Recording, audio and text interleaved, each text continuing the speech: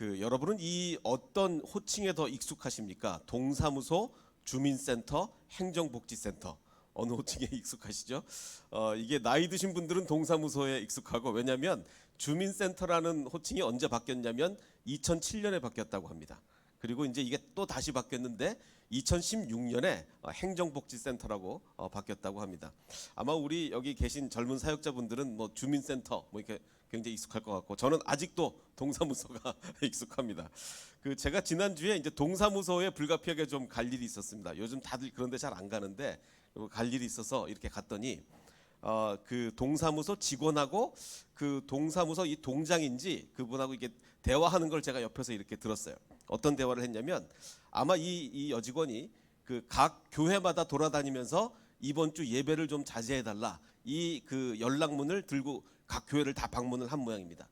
그런데 이제 교회를 여러 군데 다 찾아갔는데 다들 뭐 문이 잠겨 있고 뭐 이런데 그 전달을 해야 되는데, 간판에 이 교회 간판에 전화번호가 없어서, 전화번호가 있으면 목사님한테 전화해서 이거를 뭐 놓고 간다든가 이런 얘기를 할 텐데 참 애로사항이 많았다, 뭐 이런 얘기를 이렇게 하는 걸 옆에서 들었어요. 그래서 그게 이제 어떤 거냐, 아마 이건 것 같습니다. 저희 교회는 아마 학교 안에 있기 때문에 이게 안 온 것 같기도 한데, 그 대전광역시장이 예배를 좀 자제해달라는 협조문을 각 교회에 이렇게 보낸 것 같습니다. 이거는 저희 친구 목사님이 자기 교회에 보내온 거를 저한테 이렇게 보내줬는데, 지금 많은 교회들이 영상으로 예배를 드리고 있는데, 아직 사실 또 다른 많은 교회들은 모여서 예배를 지금 드리고 있습니다. 지금 굉장히 어려운 상황이고, 과연 이 상황에서 어떻게 하는 것이 정말 더 하나님의 뜻이고 정말 더 진정한 예배가 되는가. 물론 지난주에도 말씀을 드렸지만 거기에 이어서 오늘 더 한번 말씀을 드려보려고 합니다. 지금 사람들이 예배 중단이라고 얘기를 합니다. 예배 중단. 그런데 우리가 엄연히 지금 인터넷으로 예배를 드리고 있으니까 단순히 예배 중단이라고 말할 수는 없고, 물리적 공간에서 함께 모여 드리는 예배 중단이라고 할 수가 있겠죠. 지금 물리적으로는 우리가 떨어져 있는데, 자, 이런 이야기들을 요즘 목사님들이 많이 하십니다. 어떤 이야기를 하냐면, 아니 우리가 믿음이 있는 사람이라면 다니엘처럼 사자굴에 들어갈 각오로, 이게 하나님께 기도하면 사자굴에 넣는다고 했는데, 우리가 지금 뭐 바이러스 무섭다고 이거 예배를 못하냐, 사자굴에 들어갈 각오로 정말 죽기를 각오하고 예배해야 되는 게 아니냐, 이런 이야기들을 하십니다. 그래서 오늘 거기에 대해서 좀 무엇이 진정한 예배고 무엇이 진정한 믿음인가에 대해서 좀 얘기를 나눠볼까 합니다. 우리가 아는 대로 다니엘은 사자굴에 들어갔습니다. 왜 사자굴에 들어갔습니까? 하나님께 기도하면 사자굴에 보낸다, 그 협박에도 불구하고 꿋꿋하게 기도하다가 사자굴에 들어갔습니다. 근데 들어가서 죽은 것이 아니라 천사가 와서 보호해 주심으로 하나님이 사자굴에서도 지켜주셨어요. 자, 그럼 이것을 우리에게 만약에 적용을 한다면 이렇게 적용할 수가 있겠는가? 이것이 똑같은 얘기가 되는가? 사자굴에 들어가도 지켜주셨으니 전염병이 창궐한 중에도 예배를 드려도 주님께서 지켜주셔서 전염병이 안 걸리게 되는, 이게 뭐 똑같은 논리 아니냐? 그러면 우리는 다니엘처럼 모여서 기도해야 되는가? 더 많이 모여서 예배해야 되는 게 아니냐? 이런 생각을 할 수도 있겠습니다. 자, 그래서 우리가 먼저 살펴봐야 될 것이, 다니엘의 상황과 우리의 상황이 동일하냐? 동일하다면 우리는 당연히 절대로 인터넷으로 예배하면 안 되고 다 모여서 예배해야 됩니다. 동일한 상황이라면. 동일한 상황이 아니라면 또 다른 얘기가 될 수도 있겠죠. 자, 그럼 먼저 다니엘이 어떤 상황인가를 먼저 한번 보겠습니다. 다리오 왕이 이제 새로 왕이 되자 고관 120명을 세워 전국을 통치하게 합니다. 이 다리오 왕은 굉장히 철저하게 조직적이고 아주 행정을 잘하는 왕이었어요. 그래서 120명을 세워서 전국을 통치하게 하는데, 그 120명 중에서도 3명을 그들 위에 총리 셋을 두게 됩니다. 그 셋 중에 하나가 누구냐? 바로 다니엘이 그 3명의 총리 중에 한 명이었던 거죠. 자, 그럼 이제 다니엘은 어떤 사람이었느냐? 다니엘은 성경이 표현하기를 마음이 민첩하다라고 번역을 했어요. 개역 성경은 도대체 마음이 민첩하다는 게 도대체 뭐냐? 이 영어 성경은 그 excellent spirit이라고 번역을 했습니다. 이게 좀 더 좋은 번역인 것 같긴 합니다. 아주 그 영적으로 아주 excellent했다, 뭐 이런 얘기입니다. 자, 그래서 이제 총리들과 고관들 위에 이 120명 중에 아주 또 뭐 120명을 또 아무나 뽑았겠습니까? 대단한 사람들을 뽑았는데 그 중에서도 이 다니엘은 뛰어났던 거예요. 그래서 이 왕이 보니까 다니엘이 너무 뛰어나니까 계획을 세웠습니다. 어떤 계획을? 다니엘을 세워서 전국을 다스리게 하고자 왕이 계획을 세우고 있었어요. 그러니 나머지 120명 총리 고관들이 얼마나 이 배가 아프겠습니까? 저 어디서 그 유대인이라는 놈이 와서 우리 이 어마어마한 제국을 다스리려고 하니 이건 말이 안 된다. 그래서 이제 모함을 하려고 합니다. 자, 그래서 어떻게 모함을 했느냐? 이에 총리들과 고관들이 다니엘을 고발할 근거를 찾았습니다. 어떻게 하든지 먼지를 털어보자. 뭐 하나 나오겠지. 그래서 막 먼지를 털기 시작했습니다. 그런데 아무 근거나 아무 허물도 찾지 못했습니다. 왜 그러냐? 이는 다니엘이 너무나 충성되어 아무 그릇됨도 없고 아무 허물도 없었기 때문입니다. 그러자 이제 그들이 이르되 이 다니엘은, 여기서 이 다니엘이라는 this 다니엘은 좀 비하하는 용어, 요즘 말로 말하면 이놈의 다니엘이라는 놈 말이야, 뭐 이런 표현이죠. 이놈의 다니엘은 도저히 근거를 찾지 못하면, 어디서 근거를 찾지 못하면 그를 고발할 수 없으리라. 도저히 이걸로 걸고 넘어져야지 다른 건 도저히 안 되겠다. 자, 그럼 맨 위에 나온 처음에는 뭘로 고발할 근거를 찾으려고 했냐면 국사에 대해서, 그가 나라를 다스리고 통치하고 이런 거에 대해서 아무리 허물을 찾으려고 해도 못 찾겠는 거예요. 그래서 이 사람들이, 이 다니엘이라는 작자는 뭘로 근거를 찾지 못하면 하나님의 율법에서, 하나님을 섬기다는 걸로 꼬투리를 잡지 않으면 도저히 다른 데 꼬투리를 잡을 데가 없다. 그래서 안 되겠다. 어떻게 하자? 하나님 섬기는 걸로 꼬투리를 잡자. 이렇게 얘기한 겁니다. 자, 이 똑같은 표현이 우리 한국교회에 적용되면 얼마나 좋겠습니까? 한국교회를 털어보려고 탈탈 털었더니 한국교회는 재정적으로도 투명하고 뭐 어떻게 뭡니까? 이 세습도 안 하고, 한국교회는 이것도 잘하고 저것, 도무지 이게 너무너무 잘해서 탈탈 털 게 없으니 안 되겠다. 예배를 못하게 하는 수밖에 없겠다. 이렇게 되면 참 좋을 것 같은데 정반대라는 얘기죠. 어쨌든 다니엘은 다른 데서 도저히 먼지가 나올 게 없어서 하나님 섬기는 걸로 트집을 잡기로 한 거예요. 자, 그래서 이에 총리들과 고관들이 모여서 왕에게 이렇게 얘기합니다. 하나의 율법을 정해 주십시오. 한 율법을 정하실 것을 구하나이다. 자, 이제부터 30일 동안에 누구든지 왕 이외의 어떤 신에게 무엇을 기도하거나 구하면 사자굴에 던져놓기로 이렇게 법을 만듭시다. 이거는 온전히 누구를 넘어뜨리려는 목적으로 만든 법이냐면 다니엘 한 사람을 위해서 만든 법이에요. 자, 그러자 이 다리오 왕이 그래? 그러면은 도장을 찍어주지. 그래서 이제 도장을 찍게 됩니다. 자, 그런데 다니엘이 어떻게 반응을 했느냐? 집에 돌아갑니다. 집에 돌아가서는 윗방에 올라가 하루에 3번씩 무릎을 꿇고 기도하며 그의 하나님께 무엇을 하게 되었습니다. 자, 그러면 집에 돌아갈 때 어떻게 돌아갔느냐? 왕의 도장이 찍힌 것을 알고도 기도를 포기한 것이 아니라 알고도 기도해야 되겠다라고 하고서 집에 돌아갑니다. 그리고 윗방에 올라가서 어디를 향하여 기도를 하냐면 예루살렘을 향하여 기도합니다. 아까 우리 찬양을 예루살렘 성을 찬양을 해주셨는데, 자, 근데 이 예루살렘이라는 이 도시가 지금 그래 당연히 우리는 예루살렘 향해서 기도해야지, 이거랑 너무 상황이 다릅니다. 왜냐하면 지금 예루살렘은 어떻게 돼 있죠? 완전히 처참하게 무너져 있어요. 폐허가 된 예루살렘입니다. 아니, 어느 누구가 폐허가 된 예루살렘, 그때 당시 성전이 파괴됐다는 얘기는 그때 당시 사람들의 사고방식으로 신이 죽은 거예요. 신이 죽었으니까 성전이 파괴되지, 신이 살아있으면 성전이 파괴될 수가 없다. 그때 당시 사람들의 사고방식입니다. 따라서 모든 사람들이 예루살렘이 파괴됐으니 여호와 신은 죽은 거다라고 이야기하고 있는데, 그 폐허인 예루살렘을 향하여 창문을 열고 전에 하던 대로 늘 기도했던 거예요. 늘 기도했던 대로, 전에 하던 대로 하루 3번씩 무릎을 꿇고 기도하며, 그 다음이 놀랍습니다. 그의 하나님께 그냥 기도하였더라라고 나와야 정상인 것 같은데, 이 상황에서 지금 다니엘은 무엇을 했냐면 그냥 기도한 게 아니라 감사하였더라라고 되어 있습니다. 뭘 감사하죠? 감사할 게 뭐가 있죠? 그런데 다니엘은 감사를 합니다. 지금 법이 제정된 걸 알고도, 왕의 도장이 찍힌 것을 알고도 폐허가 된 예루살렘을 향하여 늘 하던 대로 기도하면서 뭘 했냐면 하나님 감사합니다를 기도했던 거예요. 이제 당연히 이제 사자굴에 들어가야 됩니다. 알아요. 내가 기도하면 사자굴에 들어가야 된다. 아는데 그 상황에서 다니엘은 감사를 했던 거죠. 그 정리를 하면 사자굴에 들어갈 것을 알고도 폐허가 된 성전 예루살렘을 향하여 평생의 습관이 된 전에 하던 대로 어려움 가운데 감사했다. 자, 하나님은 그래서 아무나 사자굴에서 건지신 게 아닙니다. 모든 사람을 다 사자굴에서 건지신 게 아니고 정말 이 정도 되니까, 다니엘이 이 정도 되니까 다니엘의 충성을 보고 사자굴에서 건지시게 된 거죠. 자, 그런데 이게 이제 다니엘 이야기인데 이것을 과연 우리에게 이렇게 적용할 수가 있겠는가? 자, 어떻게 적용을 하냐면 정부가 예배 자제 요청을 한 것을 알고도 예배하지 말아달라, 정부가 이렇게 한 것을 알고도 감염의 위험이 있는 예배당에 모여, 감염의 다 모이면 얼마나 위험합니까?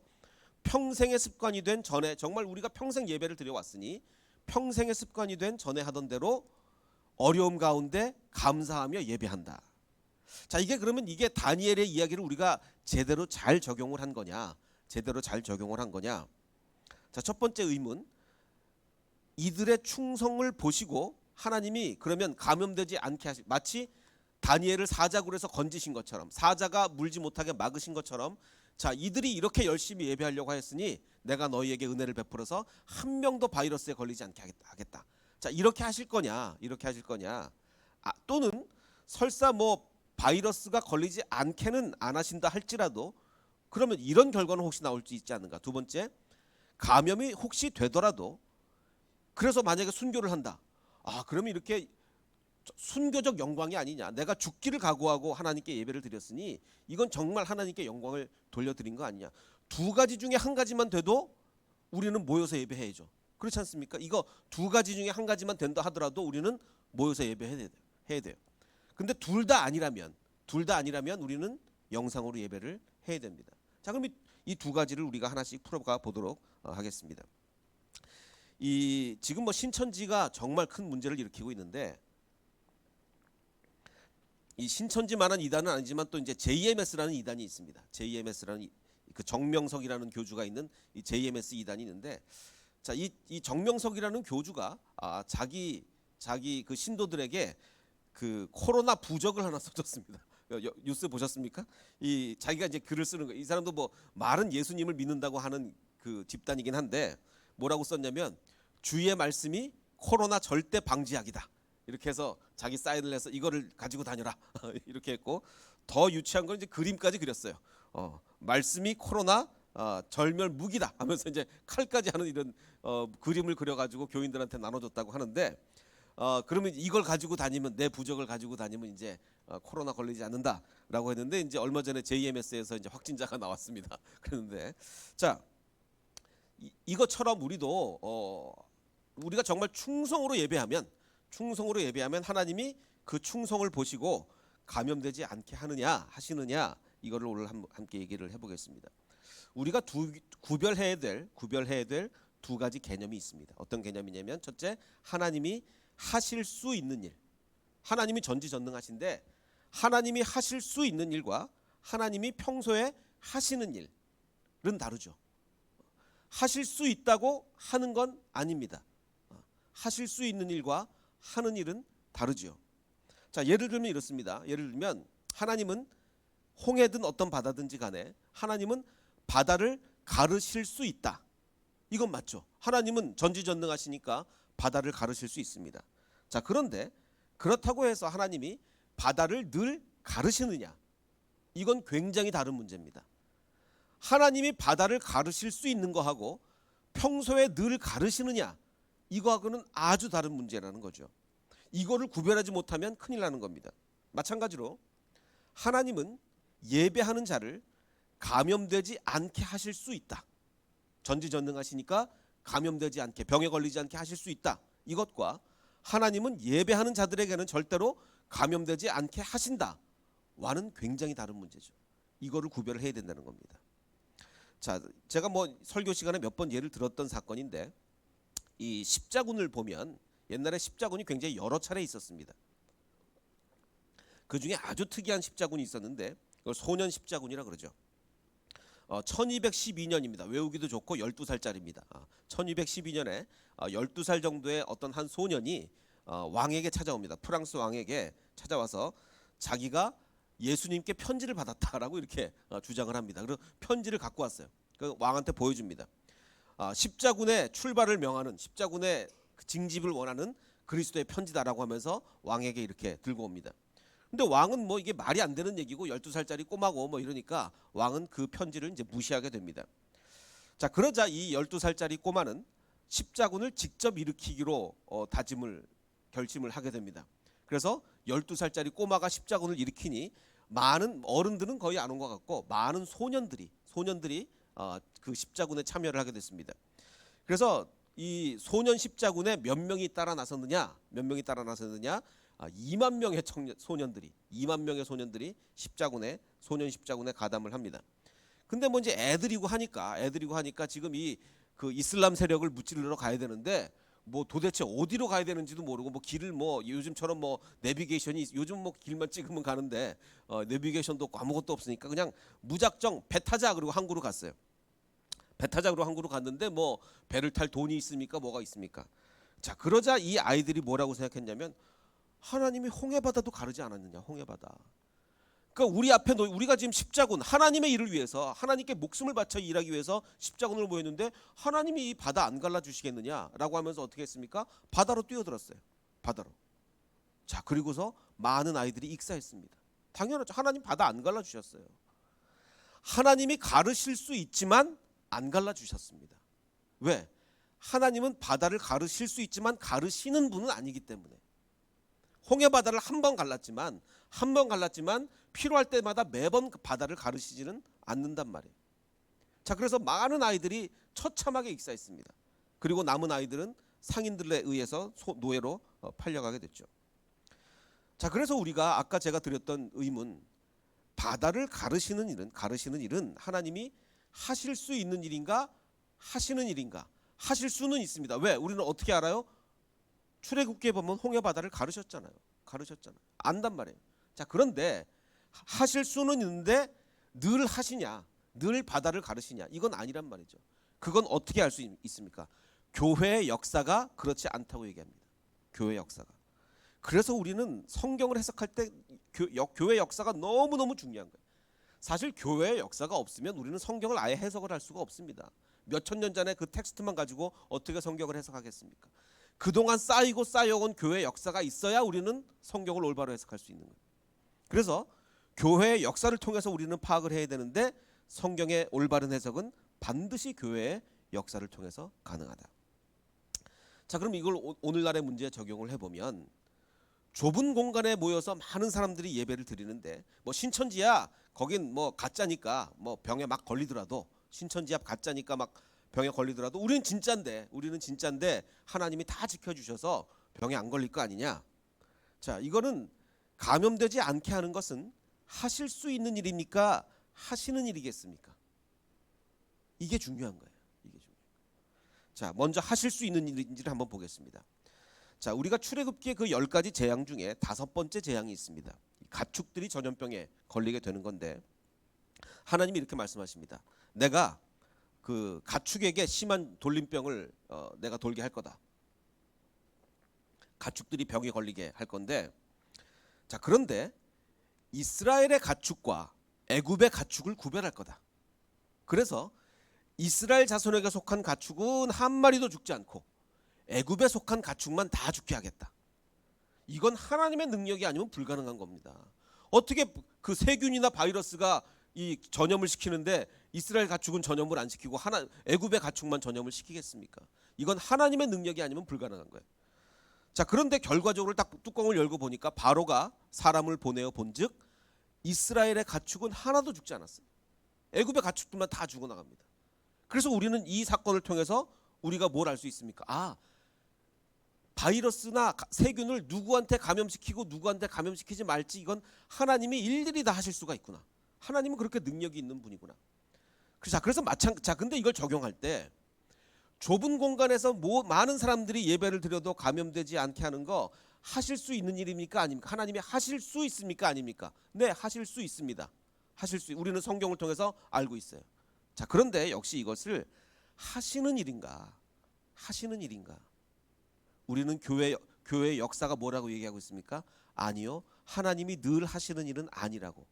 흑사병을 통해서도 우리가 알았고 뭐 우리가 그동안의 많은 전염병을 통해서 하나님이 이것을 늘 하시는 일은 결코 아니라고 우리는 알고 있습니다.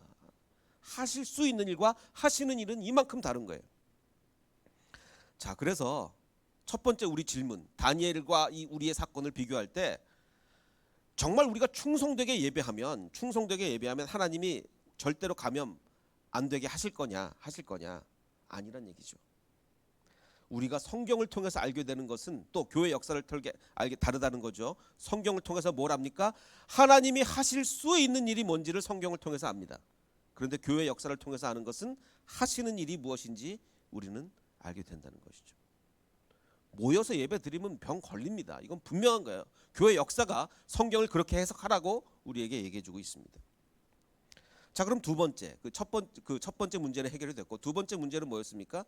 뭐 병에 걸리더라도, 뭐 하나님이 하시는 일은 늘 아니니까, 그게 병에 걸리더라도 우리가 병 걸려서 순교하면 그 순교를 통해서 하나님이 영광 받으실 거 아니냐? 그럼 우리가 순교를 하더라도 모여서 예배 드려야지. 뭐 이런 이야기를 할 수도 있습니다. 자, 이걸 위해서 우리는 요한복음을, 지금 제가 요한복음 강해를 하고 있는데, 지난번에 그 요한복음 강해 10번째 시간에 제가 했던 말씀을 좀 다시 드려야 될 것 같습니다. 그 요한복음 4장에 보면 예수님께서 그 우물가의 여인과 만나서 이렇게 얘기를 하시죠. 그 우물가의 여인이 이 예수님께서 대단한 선지자라는 걸 알게 되자 예수님이 뭐라고 하셨습니까? 너에게 5 남편이 있는데 지금 있는 자도 네 남편이 아니다. 이렇게 막 엄청난 것을 보여주시자 여자가 이렇게 묻죠. 여자가 이르되 주여, 내가 보니 당신은 보통 분이 아닙니다. 당신은 선지자입니다. 그러면서 묻는 게, 제가 고민이 하나 있습니다. 어떤 고민이냐면 도대체 어떻게 예배를 드리는 게 올바른 예배인지 굉장히 고민이 되는데, 왜냐? 우리 사마리아인들은 이 산, 그리심산에서 예배를 해야 된다. 예배 드릴 장소는 그리심산이다 라고 그러는데, 당신네들 유대인들은 자꾸 예루살렘에서 예배를 드려야 한다고 하니 도대체 예배는 그리심산에서 드리는 게 옳습니까? 아니면 예루살렘에서 드리는 게 옳습니까? 저의 이게 최대 고민이고 궁금증입니다. 자, 이 여인이 물어본 것은 뭡니까? 예배의 물리적 장소를 물어봤어요. 물리적 장소. 자, 거기에 대해서 예수님께서 뭐라고 답변을 하시냐면 이렇게 답변을 하십니다. 생각해봐라. 하나님이 사람이냐? 하나님이 사람이라면 하나님이 예루살렘에 밖에 못 계시니까 그러면 예루살렘에 예배 드려야 되고, 하나님이 그리심산에 밖에 못 계시니까 그리심산에서 예배를 드려야 되겠지만, 그게 아니라 하나님은 영이신데, 하나님은 영이시니 예배하는 자가 무엇과 무엇으로 예배할지니라 라고 이렇게 이야기를 합니다. 푸뉴마티 카이 알레데이아. 이걸 어떻게 번역을 할 것이냐? 옛날 성경은 좀 잘못 번역했어요. 옛날 개역 성경은 신령과 진정으로 예배할지니라고 잘못 번역을 했습니다. 헬러를 분명히 잘못 번역한 거예요. 그래서 새로 나온 개정판은 뭐라고 번역을 했다고 제가 말씀드렸죠. 이게 맞는 번역입니다. 영과 진리로 예배할지니라. 영어 성경도 다 Spirit and Truth라고 번역을 하고 있어요. 예배하는 자가 영과 진리. 자, 그럼 신령과 진리는 왜 틀렸습니까? 이거 분명히 잘못된 건데 왜 틀렸습니까? 신령과 진리의 예배는요, 지금 신천지가 드리고 있어요. 왜? 굉장히 신령하지 않습니까? 그러니까 아주 상식적이나 이런 게 아니고 굉장히 신령하고, 자, 진정이란 얘기는 뭡니까? 진정. 무엇과 반대된 게 진정이죠? 내 마음이 없는 거, 마음에도 없는데 그냥 예배 드리려니까 억지로 드리는 게 진정이 아닌 거고, 진정은 뭡니까? 내 최선을 다해서, 진짜 내 마음을 다해서. 자, 이 신천지 사람들 지금 예배 드리는 장면인데 신령이죠. 신령합니다. 진정입니까? 아, 이 사람들 진정은요 우리보다 더 할지도 몰라요. 우리보다 더한 진정을 가지고 지금 이 사람들 예배하고 있어요. 그러니까 신령과 진정으로 예배라는 게 아닙니다. 아니고 어떻게 예배하라는 겁니까? 영과 진리로 예배하는 거예요. truth. 자, 영이라는 건 뭡니까? 지금 이 여자가, 이 사마리아 여인이 뭘 물어봤어요? 그리심산에서 예배 드려야 되나요? 예루살렘에서 예배 드려야 되냐? 아니, 하나님은 영이신데 장소가 무슨 상관이냐? 장소가. 또 진리는 뭡니까? 사마리아 사람들은 사마리아 오경이라는 좀 약간 잘못된 성경을 갖고 있었어요.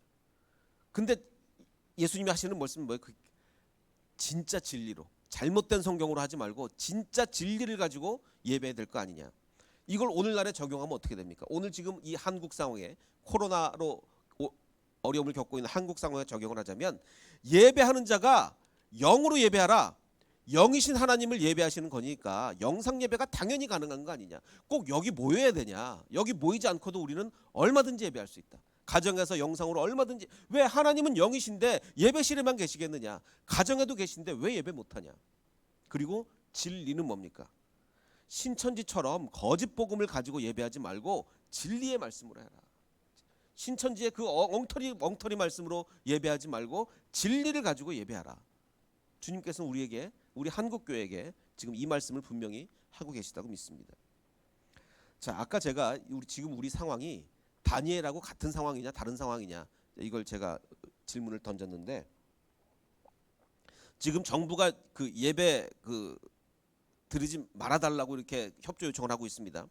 만약에 우리가 예배를 인터넷으로 드리는 게 단지 정부의 명령에 굴복해야 되기 때문에 할 수 없이, 정말 그래서는 안 되는데, 정말 하나님은 정말 모여서 예배드리길 원하시는데 정부가 하지 말라 그러니까 어쩔 수 없이 그렇게 한다면 이건 다니엘의 상황인 거예요. 그러면 우리는 정부의 말을 들으면 안 됩니다. 우리는 무조건 모여서 예배해야 돼요. 그렇다면 자, 그런데 우리의 상황이 그 상황이냐? 아니라는 거죠. 왜냐하면요, 안식일의 원래 목적이 뭡니까? 예수님께서 이렇게 말씀하시잖아요. 안식일에 생명을 구하는 것과 죽이는 것 어느 것이 옳으냐라고 묻잖아요. 예수님이. 모여서 예배드리면 병 걸립니다. 병 걸려. 분명히 하나님이 하시는 일은 그렇지가 않아요. 안식일에 생명을 구하는 것과 죽이는 것 어느 게 옳으냐 주님이 묻고 계십니다. 그러면 당연히 생명을 구하는 거죠. 그럼 모여서 예배드리면 되겠습니까? 안 되죠. 우리는 정부의 명령에 할 수 없이 굴복해서 인터넷으로 예배를 드린 게 아니라 주님의 뜻으로 의해서, 주님의 뜻에 의해서 하는 겁니다. 우리는 정부가 사실 뭐라고 그랬는지는 우리는 상관이 없어요. 상관이 없이 우리는 주님의 뜻대로 가야죠. 주님의 뜻대로. 그래서 사람의 생명을 살리는 일이 안식일 예외 규정입니다. 우리는 예외적 상황. 그렇다고 해서 앞으로 바이러스가 다 지나갔는데도 맨날 인터넷으로 예배드리면 안 되죠. 이거는 마치 안식일의 예외 규정과 같은 겁니다. 예외 규정. 그 옛날에 그 베트남이 어디 식민지였냐면 이제 프랑스 식민지였습니다. 그런데 이제 이 베트남에 뭐가 많았냐면 쥐가 그렇게 많았던 거예요. 우리 여성 신도들은 쥐라 그러면 아주 그 경기가 일어나는데, 이 베트남에 쥐가 너무 많으니까 이제 프랑스 식민 통치라는 사람들이 안 되겠다. 이게 너무 위생에 문제가 생기니까 쥐를 잡아오는 사람들에게 돈을 주기로 했습니다. 그러면 이제 쥐가 왜냐하면 돈 벌려고 다 잡아들이면 이제 쥐가 줄어들겠지 하고 쥐를 잡아오는 사람들에게 돈을 주기로 했어요. 자, 그런데 이제 결과가 어땠느냐? 결과가 쥐의 숫자가 오히려 늘어났습니다. 쥐를 그렇게 많이 잡아오는데 쥐가 왜 늘어나겠습니까? 자, 왜냐하면 이 돈을 벌기 위해 쥐를 사육하기 시작했어요. 돈을 쥐 갖고 오면 돈 준다 그러니까 쥐를 키워가지고 이제 이게 엉뚱한 결과를. 자, 그래서 이게 뭐냐면 어떤 목적을 위해서 정책을 펴거나 이랬는데 정반대의 결과를 가지고 올 수도 있는 거죠.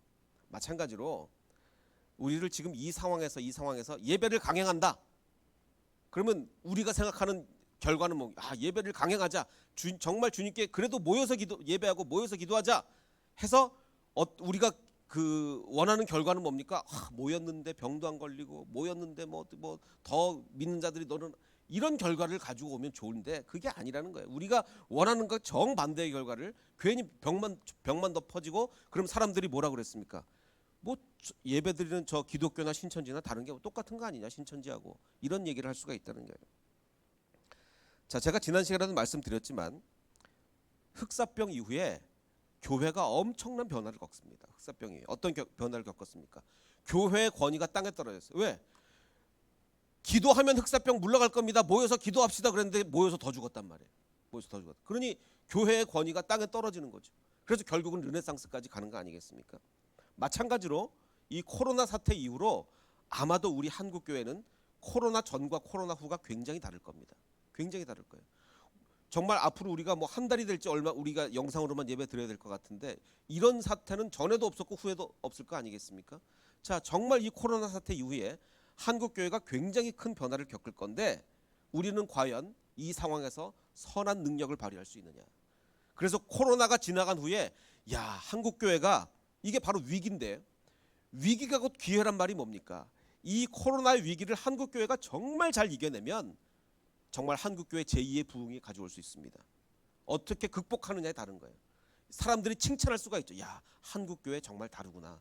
자, 그런데 반대로 코로나 사태가 끝난 후에 이 두 가지가 기독교는 정말 신천지와는 다른 곳이라고 하면 괜찮은데, 반대로 신천지와 기독교가 뭐가 다르냐. 만약에 이렇게 되면 코로나 이후 한국교회 어떻게 되겠습니까? 무너지는 거예요. 신천지만 무너지는 거 아닙니다. 한국교회 완전히 무너질 거예요. 안 그래도 지금 급격하게 쇠락하고 있는데 이 코로나를 어떻게 우리가 극복하냐에 따라서 한국교회는 정말 달라질 수 있다는 겁니다. 그래서 저는 이 코로나 사태에 정말 이 위기에 우리는 정말 진짜 예배가 뭐냐. 그래 그저 우리는 몸만 왔다 갔다 하고 물리적 공간 안에 내가 그 시간에 있었다 그러면 예배 드린 거고, 물리적 공간 안에 없었으면 예배 안 드린 거고. 아닙니다. 아닙니다. 하나님은 영이신데 아버지께서 아버지께 참되게 예배하는 자들을 영과 진리로 예배한 때가 온다고 했습니다. 하나님께서는 자기에게 이렇게 예배하는 자들을 찾으신다고 했습니다. 다시 한번 읽어보면 아버지께 참되게 예배하는 자들은 어떻게 예배하느냐? 영과 진리로 예배하는데 그때가 곧 이때라. 그때 옛날에야 뭐 예루살렘 중요하다 그러고 뭐 그리심산 중요하다고 했지만 아니다. 하나님께서는 영과 진리로 예배하는 자들을 찾으신다. 하나님은 영이시니 예배하는 자가 영과 진리로 거짓이 아니라 거짓 복음이 아니라 진짜 복음으로, 그리고 물리적인 것이 아니라 영적으로 예배할지니라고 이렇게 명령하고 있습니다.